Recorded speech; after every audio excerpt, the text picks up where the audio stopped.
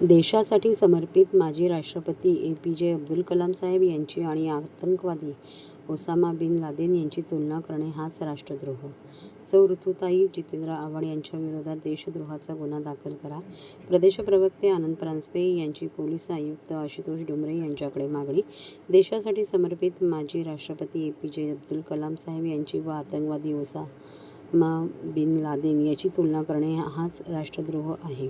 अशी तुलना करणाऱ्या सौ ऋतुताई जितेंद्र आव्हाड यांच्या विरोधात देशद्रोहाचा गुन्हा दाखल करा, अशी मागणी राष्ट्रवादी काँग्रेसचे प्रदेश प्रवक्ते ठाणे व पालघर समन्वयक, ठाणे जिल्हाध्यक्ष आनंद परांजपे यांनी ठाण्याचे पोलीस आयुक्त आशुतोष डुमरे यांच्याकडे केली आहे. आजच्या पत्रकार परिषदेमध्ये स्वागत करतो. बुधवार दिनांक 25 सप्टेंबर 2024 रोजी मुंब्रा येथील नूरबाग हॉलमध्ये महिलांसाठी आणि युवतींसाठी एक मार्गदर्शनाचा कार्यक्रम MSP केअर फाउंडेशननी त्याचं आयोजन केलं होतं. त्या कार्यक्रमाला प्रमुख पाहुण्या म्हणून संसद रत्न खासदार सौ सुप्रियाताई सुळे येणार होत्या. त्या कार्यक्रमाला नव्हत्या आल्या, पण व्हिडिओ कॉन्फरन्सिंग थ्रू त्यांनी त्या कार्यक्रमाला संबोधित केलं. अभिनेत्री स्वरा भास्कर ह्या त्या कार्यक्रमाला आल्या होत्या आणि माजी मंत्री डॉक्टर जितेंद्र आव्हाड साहेब यांच्या सुविज्ञ पत्नी सौ ऋतुताई जितेंद्र आव्हाड ह्या त्या कार्यक्रमाला प्रमुख मार्गदर्शक म्हणून होत्या.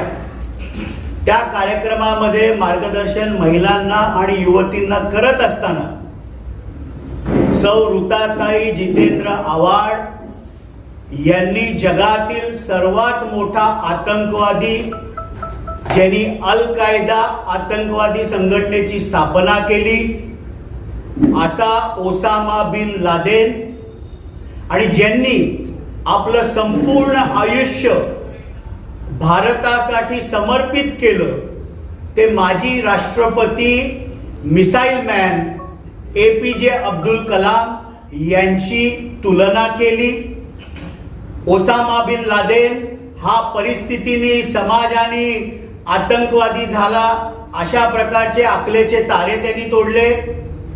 ओसामा बिन लादेन हा अत्यंत श्रीमंत लादेन कुटुंबामध्ये त्याचा जन्म झाला होता, रियादला, सौदी अरेबियामध्ये. आणि कुठल्याही समाजाने, परिस्थितीने तो आतंकवादी झाला नाही. आतंकवाद हा जिहाद त्यांनी संपूर्ण जगभरामध्ये आतंकवादी कृत्य केले. 11 सप्टेंबरला वर्ल्ड ट्रेड सेंटरवर जो हमला झाला, ज्याच्यामध्ये 3000 लोकांचे जीव गेले, हा आतंकवादी हल्ला देखील ओसामा बिन लादेननी केला होता. आणि त्यामुळे त्याचं उदात्तीकरण करणं, त्याची तुलना माजी राष्ट्रपती APJ अब्दुल कलाम यांनी संपूर्ण आपलं आयुष्य देशासाठी समर्पित केलं. रामेश्वर इथे त्यांचा जन्म झाला. त्यानंतर क्वांटम फिजिक्स मध्ये त्यांनी आपलं शिक्षण घेतलं.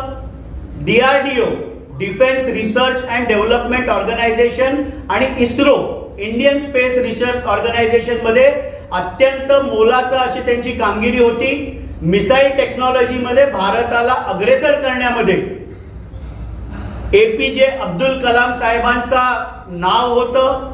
पोखरणची जी टेस्ट देखील झाली त्याच्यामध्ये अत्यंत महत्वाचा रोल हा APJ अब्दुल कलाम साहेबांचा होता. आणि म्हणून ह्या दोघांचं जी काही तुलना सौ ऋतुताई जितेंद्र आव्हाड यांनी केली, याची राष्ट्रवादी काँग्रेस पक्षातर्फे आम्ही तीव्र शब्दात निषेध करतो. ठाण्याचे पोलीस आयुक्त आशुतोष डुमरे साहेबांना आम्ही विनंती करतो की संपूर्ण कार्यक्रमाचं रेकॉर्डिंग त्यांनी चेक करावं आणि राष्ट्रद्रोहाचा गुन्हा सौ ऋतुताई आव्हाड यांच्यावर दाखल करावा.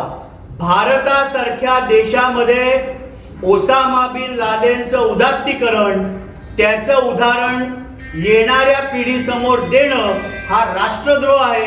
आणि म्हणून राष्ट्रद्रोहाची तक्रार किंवा गुन्हा त्यांच्या विरुद्ध ठाणे पोलिसांनी केला पाहिजे, ही राष्ट्रवादी काँग्रेस पक्षाची स्पष्ट भूमिका आहे.